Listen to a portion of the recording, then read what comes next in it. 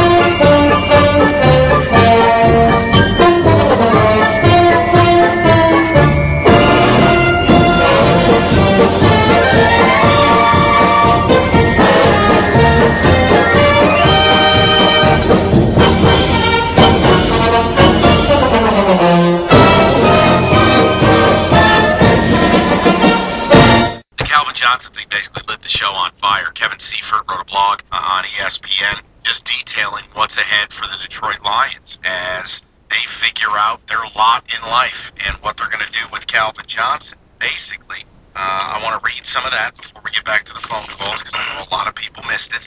So just listen in. Simply put, Calvin Johnson finished the season in historic fashion. Bottom line is the Lions could be forced to pay $77 million over the next 3 seasons alone. The number would cripple the Lions' cap structure, cripple a team's cap structure, let alone one with as many high draft choices as the Lions have. Johnson's cap number's projected to be $22 million in 2012. It's 14 base salary, 4.5 roster bonus, and then a credit, basically a debit of $4.5 million on a performance bonus. Obviously, the Lions would like to lower the cap number. Normally, you do that by signing a player to a long-term deal and limit or spread out the bonus over multiple years. But that's where Johnson's unique situation gets tricky. It'd be a rare occasion for the NFL franchise tag rules to work in a player's favor. This is one of them. When you franchise a player, you take the higher number of the following. Either the top 5 set cap figures at the position over the last 5 years, or a figure equal to 120% of the prior year's cap number. Guess which one Calvin fits into? 120% of the prior year's cap number. No wide receivers make $22 million a year, or even close. Calvin does. And 120% of $22 million, you guessed it, 26.4. If Calvin Johnson simply refused to sign and the Lions were put to the test to franchise him, that'd be $26.4 million in 2013. If he still wouldn't sign a deal, the Lions would be facing $31.7 million in 2014. That would account for 25% of the Lions' total team salary cap. The nuance shifts extraordinary leverage to Johnson in any negotiations that may occur. If Calvin Johnson does absolutely nothing, the Lions would be required to pay him about $77 million over the next 3 years. We put it out there. Okay, people, put on your smart pants. What do? I think we all sit here right now and know you can't pay Calvin Johnson $26.4 or $31 million. You can't do it. Not if you plan on fixing the defense and giving Stafford whatever he wants. So what do? What is the impetus? What is the motive for Calvin Johnson to sign here? Knowing he could make that much money guaranteed in that short amount of time, why would he delay out his money when he can get it all right now? 485-3997-97. You know, the only answer is that he loves it here. He loves playing with Matthew Stafford and feels that there's an opportunity to win championships here. But, you know, knowing athletes the way that I do at this age, they want to get paid. And, you know, one guy brought up the ridiculous, well, maybe he'll sign for $13 million a year. Nah. Oh, okay. Yeah, I mean, he might be willing to go long term and do that 17, 20 million, whatever, and just say, you know, give me a long term deal and maybe we can work out that way. But now we really get to see if Calvin Johnson wants to be here. And that is going to be the hot question for the next couple of years. It's already been a hot question. Ready for the people? How about Tony on 97 won the ticket? Yeah, hey guys. Hello. Just this Calvin Johnson thing. This $77 million number, I don't think it's really realistic. You know, 2014, they're not going to do that. They're not going to salary cap him for the second time, pay him $30 million, and they're probably not going to do it the first Calvin Johnson's shoes, you're not in this unbelievable negotiating position that, first other people are saying that he is, because it's just not realistic. The Lions aren't going to do that. Well, then, Tony, what are the Lions going to do? If Calvin doesn't want to sign... they're going to do what they can do, is offer him an extension this offseason, and then it's going to be up to Calvin to say, Exactly. do I want to risk everything, risk getting hurt, playing all of 2012, and playing all of 2013 if the Lions do decide to franchise him? You're risking it all on every snap, or do I... But there's no risk. Tony, even if he goes through 2013 on one franchise tag, he makes almost $50 million in 2 years. That's the exact amount that Fitzgerald has to play 8 years on his current deal to earn. But he's knocking up a $200 million contract. Why not? Oh, so now, no, Tony. Now you've changed your parameters. You're offering him $200 million. Now, here's the bottom line. $200 million over how many years? Over 6 years, $200 million. You're going to pay him $34 million a year? Really? I didn't do the math, but it's not quite that much. But anyway, he's not going to... Hold on, Tony, I'm not mad at you. I'm saying, let's say Calvin agrees that 25 is outlandish. 15 is what Fitz makes. I'm representing CJ. You're giving my client 20 a year, period. Right. At $20 million per year, are you willing to pay to Piper, knowing Stafford's going to make even more than that in 2 years? Yeah, well, the salary cap goes up a little bit every year, and Go up this they year? have to keep him. They have to keep him and Stafford, and they just need to work around it. But All right, so if you keep him and Stafford, here's what you're facing. You've got to build an entire football team with roughly $70 million. I'll give you your quarterback, I'm going to give you your wideout, and they're going to be the best of the best. And when does Sue come up again? You got to build your football team with $70 million.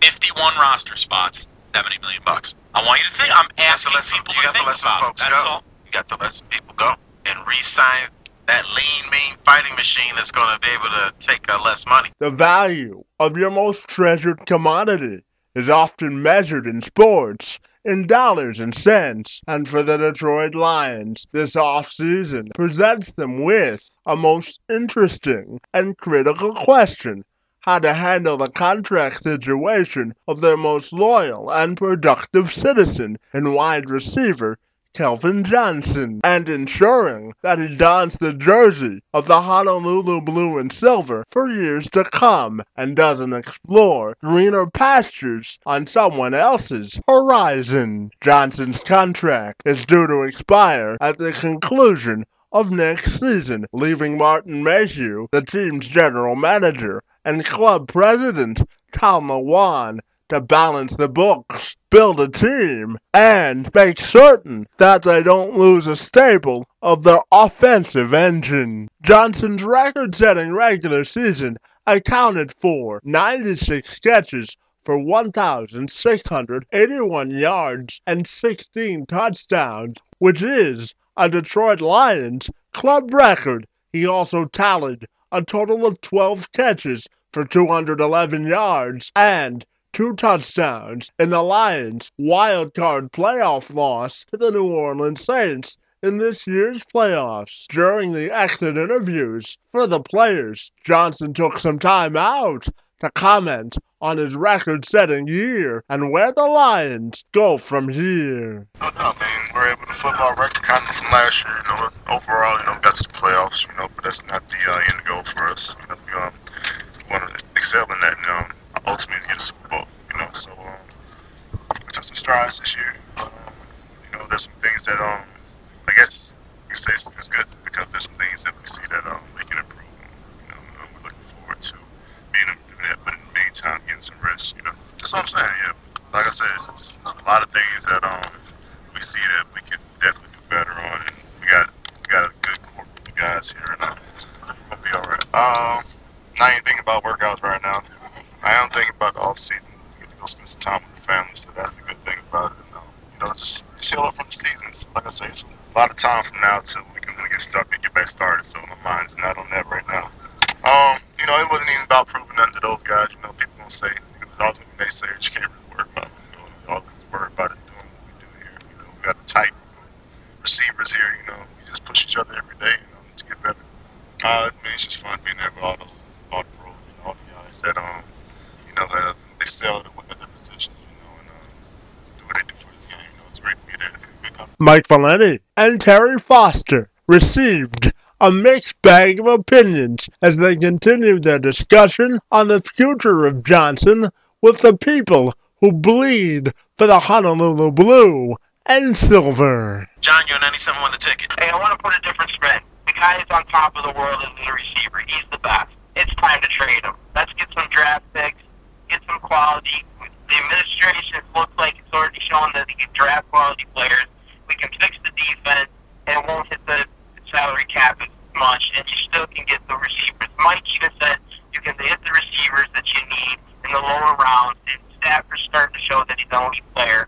And you do the same thing like they did with Brady, Rodgers, and you're going to start probably even looking for a Super Bowl in about 2 or 3 years. Okay. The Calvin Johnson Super Bowl when he's not here. We'll say. I just don't agree with this whole trading him routine. I have a hard time doing that. Well, it'd be insanely difficult, and I don't think you're going to be able to do it. So it's not something I realistically discussed. Last year when we did the interview and we didn't know if the guy wanted to be here, that's when we brought it up. Now, no. This is sign him or you might lose him. You've lost your leverage to be able to go out and do anything. Let's go to Julian, 97.1. Hi, Jules. Hey guys, what's going on? We're all right. I've been sitting here thinking about this whole Kevin Johnson issue. The way I'm seeing it is that after you look at Avril, whether you decide to bring him back or not, after you look at Pollock, and after you look at that Vamish secondary, I just don't see where you're going to get the money for this guy. And unless he feels like 18, 19 mil sounds like a fair deal to him, I don't think it's realistic we're going to get this guy back. So you want to trade him? Well, I don't know if you want to trade him or not. I think you need to accept reality because you're not going to be able to afford a franchise tag on him. And, O-line is still an issue. You have so many other holes. If you bring him back, you're going to have the same team that went into New Orleans and lost because they can't stop anyone. Yeah, that is a possibility. It's a great possibility, but I guess my question is that you just let him go for nothing. If you feel that you can't sign him, then you need to try to trade him if that's possible. Well, if you determine that that's the last thing you can do, and if you can't re-sign him, then I guess you trade him. You got to get what you can get for him because, there's so many other holes on this team.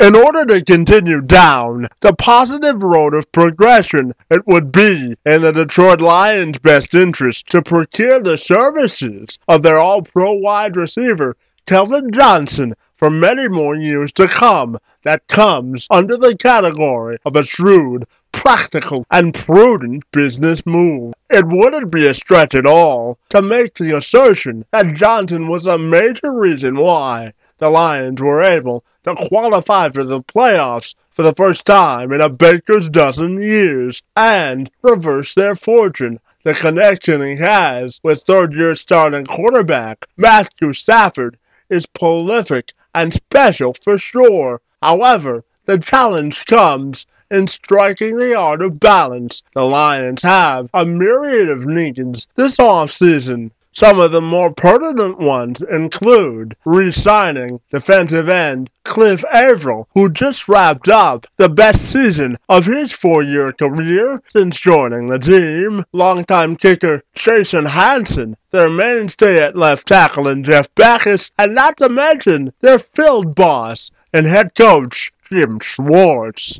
The plate is certainly full for Martin Mayhew, Tom Lawan, and their respective staffs. This will be the most challenging offseason because with success comes increased expectations. Now the Lions will be put to the test to see just how much they value their most valuable commodity in Johnson, because you can't let him walk for nothing at the conclusion of next year. And his stance will be, show me the money. So now, we all sit back and wait for a final determination when it comes to this scenario, which will affect the Lions franchise for many more years to come. They've built a solid nucleus in a very short period of time. Now, it's up to the Lions front office to make sure that foundation stays intact.